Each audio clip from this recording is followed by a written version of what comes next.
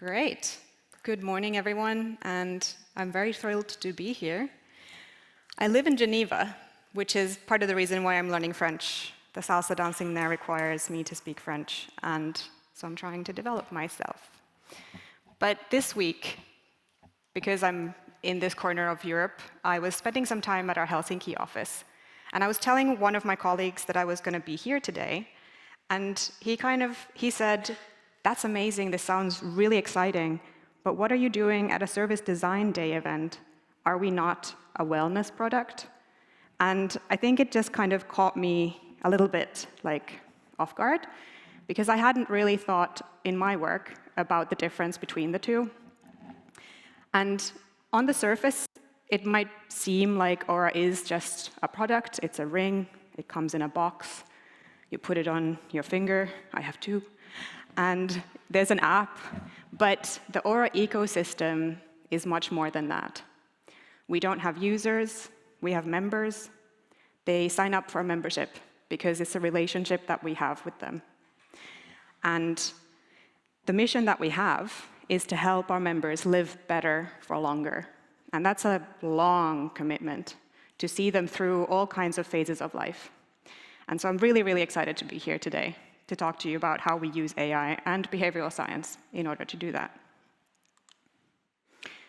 I joined Oura 4 years ago. I was their first behavioral scientist. I joined the science team, and since then, the company has doubled in size. The science team is about 100 people, and my own team is about to be 5 people. So it's really gone far just in the few years that I've been there. The behavioral science team sits in a really interesting place. We're in the science team, but actually a lot of our work happens with the product side and with the design side. We're embedded in different squads to really understand and implement the understanding that we then gain about how all of the different touch points that you might have with Oura through the app, online portal, how do we fit into your life? What does it mean for you to be interacting with us on an ongoing basis? How do we communicate to you about the data about you? So we sit in a very interesting place, and I feel like we take more of a macro view that is much more of that service kind of lens to Oura. So our mission is to develop science-backed capabilities to measure physiology, behavior, and context. And then we use that information to deliver insights and interventions so that we can help our members understand and improve their health. And this means we are in it for the long run. We are collecting a lot of information. We're trying to communicate this information back to you and to frame it in a way that is helpful. And we have to really commit to evolving this understanding of you over time as the complex landscape of our members' lives also evolves. And the landscape of our lives is chaotic and messy. So this is the problem space that we're working with: human complexity, human lives, with all of the things we're trying to juggle at the same time. Health behavior change is incredibly difficult to crack. Many people don't get enough sleep, they're not active enough, only 1 in 10 eat enough fruits and vegetables, and these aren't people who don't care about their health. It's me, it's you, every single person in this room. There's probably something you should be doing that you're probably not doing enough. It goes from flossing twice a day to all the things that are on this screen, the big things. And depending on how well we do or do not do these things, it impacts our later life, our trajectory into the future. And that's probably not a new piece of information. It's not surprising to anyone to know that. We are aware that it's going to potentially increase our chronic disease risk. But the problem that we have as human beings is that we discount that future. It's too far away. So we can't feel it today. We can only believe that it exists and it's going to happen one day. So Oura is in a really unique position to surface things that give you a sense of how does the status quo predict some of that future? What is the trajectory today into that future? And we can do that with the data about you personally. But of course, the things I'm doing today are going to impact my day today as well as my day tomorrow. How active I am today, when I'm active today. If I go into the gym in the evening, it's going to affect my sleep. If I have a late meal, it's going to affect my sleep. And my sleep is then going to affect my day tomorrow. How much energy I have, but also how well I'm able to take all the knocks of life and the different stressors that inevitably happen. So those things are much more tangible to me. I can feel them. But I'm not very good necessarily at attributing to them the causes that kind of lie underneath. So I might understand that one thing is affecting it. Maybe I know that the late gym is affecting it, but there might be other things that I'm not aware of. And again, this is something that we can surface to our members to really connect those dots. Okay. Oura has come a long way since 2013, when it was founded in Finland. As of yesterday, 5 generations of rings. We've just launched our latest ring, Gen 5. I had to get these slides approved weeks ago, so I wasn't allowed to put anything on them, so you're just going to have to Google it. But we've had multiple different generations, and the latest one is 40% smaller than this one, which is really, really exciting. I'm not going to go into the specs here. This is just to give you an idea of how it has changed over time, what it looks like. And yeah, for the latest one, you're just going to have to find it on the internet. So what do we measure? Gen 4 was measuring over 30 different biometrics, and now we're closing in on 50. And these are real-time indicators of heart rate, activities, physiological stress, your body temperature. And together, they form daily metrics. Your sleep quality, your readiness for the day, these kinds of things. What do you need to be aware of right now? As well as those long-term metrics to give you a better idea of what that trajectory might look like. Biological age versus your heart age right now. And then we also enable our members to provide some contextual information through tags. They can tag things like alcohol that they might drink, or even symptoms and things they might be feeling, which allows us to provide trend information as well as associations between that context and the biometrics that we sense. Today, we cover 9 health pillars: sleep, heart health, illness detection, movement, reproductive health, readiness, stress, resilience, metabolic health. I'm kind of hoping the list doesn't get longer because it's going to take longer for me to go through it in presentations. But as you can imagine, all of these things are related to each other. How I'm being active at the moment, how I'm moving my body day to day, week to week, as well as my metabolic health are going to affect my heart health later on down the line. But as I mentioned earlier, they're also going to affect my sleep tonight. And then my sleep tonight is going to affect my movement tomorrow. So it's all interconnected. And on the behavioral science team, we talk about the constellations of habits, because the combinations of pillar statuses and behavioral patterns are as unique as each of our members and their life. We have 3 primary screens. The first one is the dynamic in the moment today screen, which is designed to surface what's most important today and right now. Understanding your sleep from last night, understanding how ready you are for the day, but also understanding if there's something that's straining your body, any symptoms that you should be aware of and pay attention to. But we have a lot of features, a lot of capabilities, and so our vital screen is where you can have access to all of those things so you can get to the stuff that's important to you. And finally, we have My Health, which is really focusing on this longer-term view of what is happening to your health and giving you a sense of this trajectory. So based on what's happening right now, what is it likely to be in the future in regards to your heart health, for example? Okay, we're getting to the AI part here. So this is where we really kind of start touching on that service element of what we do.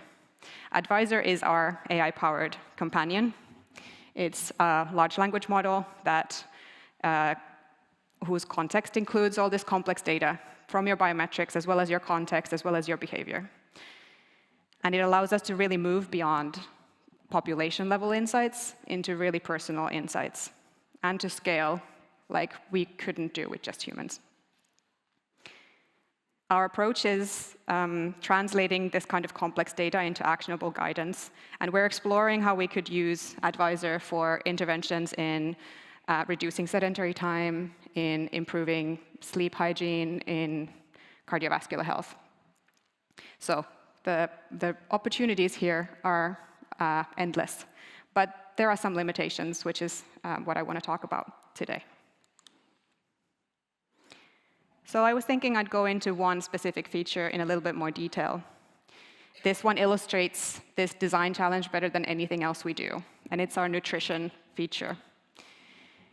Nutrition is a particularly challenging health behavior domain because, for example, like alcohol use, you can stop drinking alcohol and kind of live your life without ever drinking another glass of wine again.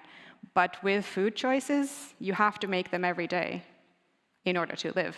So it's a more complex health behavior from that perspective. And the research on this is quite brutal. People generally tend to underestimate how much they're eating, and food diaries have quite terrible compliance. People don't stick to stuff.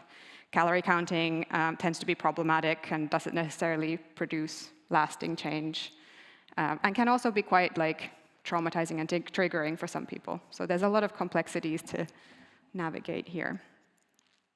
So how do you design a nutrition feature considering all of these things? One that could help people, and one that's actually easy to use. A feature like meal logging is not really rocket science. All you need to do is to build something that tracks or captures the nutritional intake over the course of a day, and then provides information on how healthy that was.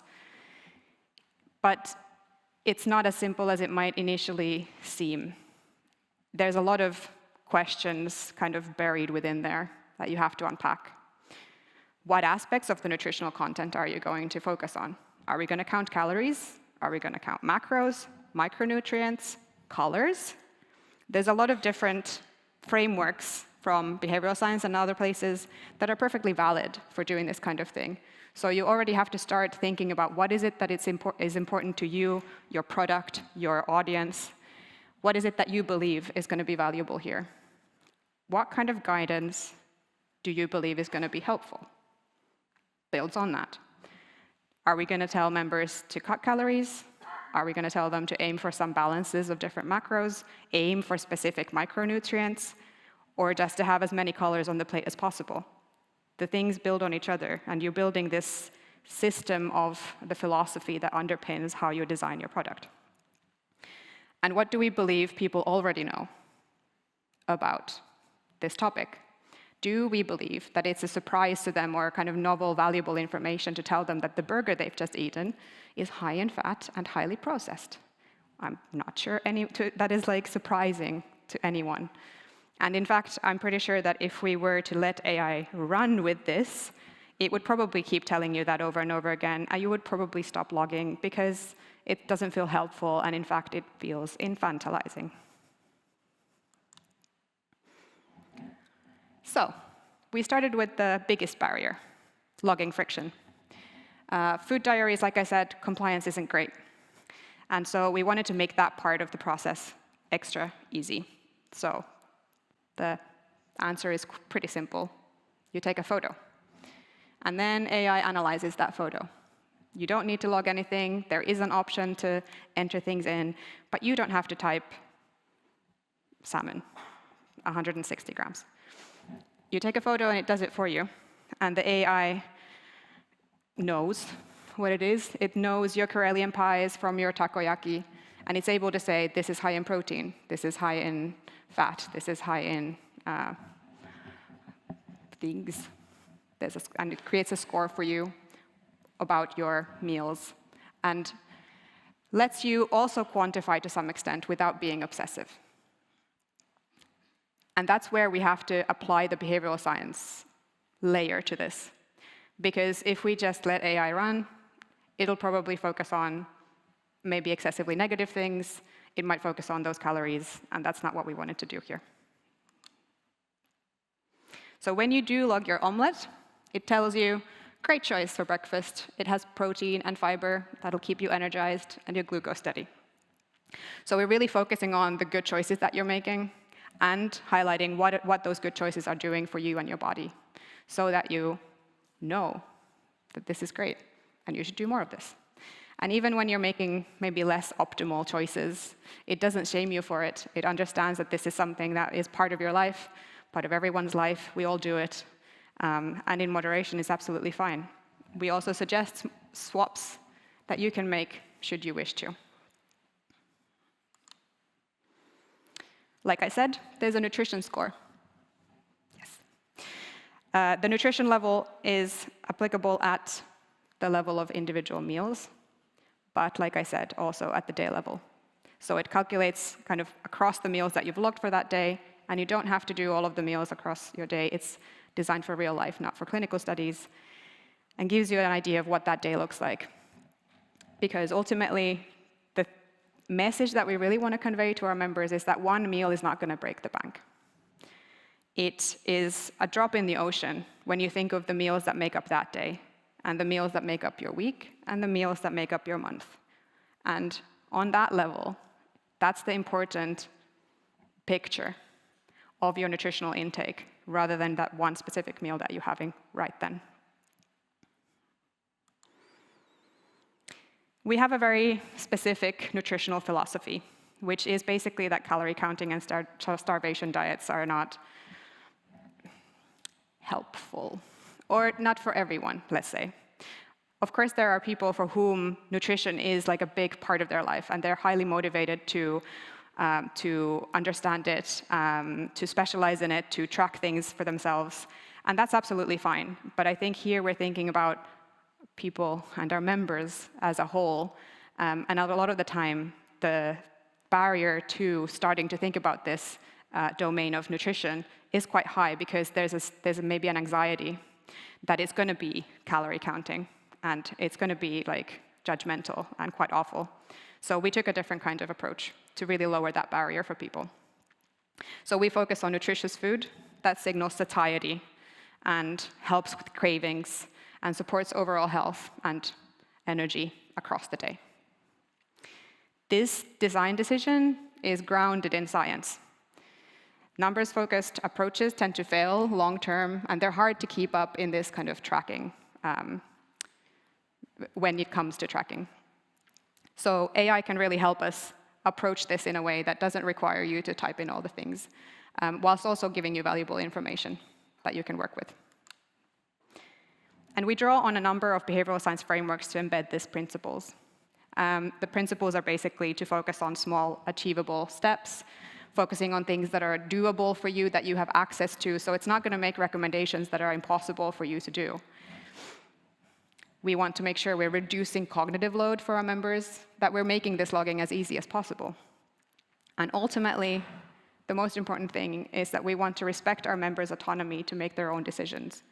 We are just one thing they're interacting with over the course of their day. And so they will be making their food choices regardless of kind of what happens. So what we can do is be present as much as we can and meet them where they're at, and try to make recommendations and give them information that's going to help them navigate those environments that they find themselves in. So these frameworks don't just inform the science. They're embedded in our copy, the feedback loops, and every advisor response. So it's kind of embedded into the experience that you're having. But one thing about AI is that it has limitations. In health design, how you handle those limitations matters enormously. AI can tell you that a salmon bowl has protein, but it can't tell you reliably that it has 34.2 grams of protein. So pretending that we have that kind of precision would be false and would really deteriorate trust with our members.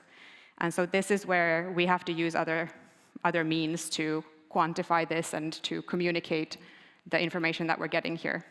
So we use confidence ranges, and it's low, moderate, high, more qualitative than quantitative. And has it worked? We've had 20 million meals logged. And the feature has been out for maybe a year. So this is habit formation at scale. And it's a number that I think about a lot when I'm asked whether behavioral science moves the needle. Obviously, we want it to be higher, and over time, hopefully that will be the case. 2, very exciting. Sky's the limit. So what does this mean for service design? And this question about AI moving faster than humans. There's 3 things that I hope I've communicated that I want to just kind of zoom in on. One is philosophy before prompts. You can't outsource the values of your company and your service and the principles by which you operate and what you believe is best for your customers, your members. You can't outsource that to AI. It's going to use whatever training materials and data it has, and not your assumptions, not your beliefs. So that's still something that needs to be done by humans with each other to figure out like what is important here and what is going to be meaningful for our members. And I would say lean into that human bottleneck, because I think in many services, but in my case especially so with health, if we get it wrong, if we let AI make mistakes and run amok, it's really going to deteriorate trust and scare off our members. Then why would they engage if this is the experience that they're having? So we need to work hard to make sure that the experience is coherent, is trustworthy, is reliable, to keep them, to make sure, to respect our members and meet them where they're at. So I think hybrid is the solution. Human expertise, our clinicians, our wellness experts, they set the rails, they decide what the rules are, what we do and what we don't do, how we do those things. And then AI helps us run on those rails at scale. They help us reach more people than we would just with humans. And this is amazing. So AI helps us personalize, adapt in a way that we can't do without it. AI is making design decisions consequential at a scale that we've never seen before. So getting those decisions about the principles and the underlying philosophies right matters more and not less. And this is why I love the people. And they need to be in the rooms together. And yes, it might be slower, but it needs to be, the time needs to be taken for that groundwork to be done. That's all from me. Thank you very much. Thank you. So we have a few questions from the audience. Thank you very much. Keep them coming. Most of these are on the sort of intersection of science and yes. AI, maybe first. Mm-hmm.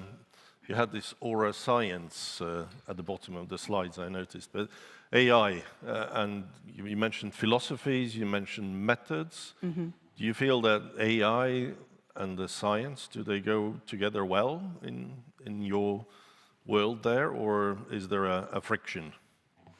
I don't think there's a friction. I think there's right ways and wrong ways of doing it. I think AI is a tool with which we can make more efficient some of the science processes that we have. We were talking about this a little bit earlier as well. So, mm-hmm. We have to maybe, search literature a lot to understand what evidence exists already. And I think AI, for example, is a tool with which we can scour the literature a little bit easier. But I don't think we should be making AI read the literature for us, for example, or just automatically summarize, because we still need to make sure that we're gathering the right information from there. So the words like accuracy and the quality, etc. Yeah. This is something you still want to keep controlling with science rather than AI. Yes. Is that yes, and this comes back to that building trust. Mm-hmm. It is, we can't be outsourcing that part. Mm-hmm. We also had a question now that Oura is soon to become a public company going to for an IPO. So get your investment plans ready. Do you think that maybe the science part of it could be compromised because you need to appeal a little bit more to the kind of user friendliness or Just be pleasing more than scientific? Is there a risk of that? I really hope not.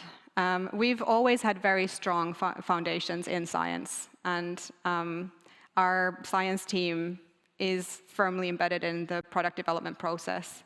And I hope that continues to be the case. I would be very sad if that changed ever. I think it really matters to our members that they can trust the information that is coming from a product, that they can trust it is science-based and not just AI slop. That's a big part of what this experience is. Okay. But you have about 5.5 million users, and this is from a question, I didn't have time to check it, and then you had, what, 20 million pictures of meals. Is that a good result? Were you expecting a bit more over a year, or how do you measure this progress? Yes, I think considering, so 5 million is only a recent number. So when this feature was originally launched, it was fewer than that. I think we were maybe at 2 to 3 million. And I wouldn't expect every single member of ours to be logging food. It's only those members who are curious and interested, and perhaps also those members who might not be logging otherwise. So I'm aware we probably have members who are I don't know, self-optimizers and are probably using other ways to log more the nuanced information, so that they might not be using this. So I would say this is a very good outcome. And there was a suggestion that you should link your food analysis with Instagram, because you're clearly competing with the people who are posting about their meals in Instagram, and I think there is a little kind of paradox in here that what you want to make nice on Instagram doesn't maybe rate so high in your nutritional analysis. I don't know actually if that's true. First of all, I was expecting you to say, oh, we should integrate like MyFitnessPal or something else in there, and that's maybe not like in line with the philosophy there. So this was a much nicer suggestion actually. I think the photo that you take for meal logging with us is a very good photo to also put on Instagram. All right. Thank you very much. Please catch up with Sofia in the coffee break. She will tell you more about the latest ring as well. So, thank you very much, Sofia. Ole ja korra seda. Sofia? Thank you. Thank you. Oh, thank you so much.